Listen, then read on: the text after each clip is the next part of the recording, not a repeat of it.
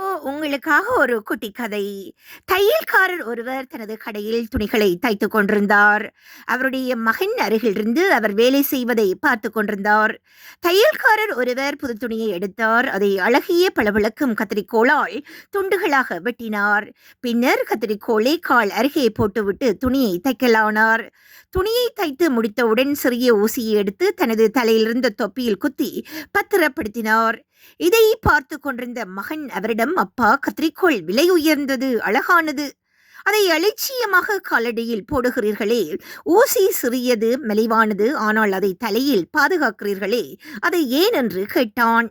நீ சொல்வது உண்மைதான் என்றார் தையற்காரர். கத்திரிக்கோள் அழகாகவும் மதிப்புள்ளதாக இருந்தாலும் அதன் செயல் வெட்டுவது, அதாவது பிரிப்பது. ஆனால் ஊசி சிறியதாகவும் மலிவானதாக இருந்தாலும் அதன் செயல் சேர்ப்பது.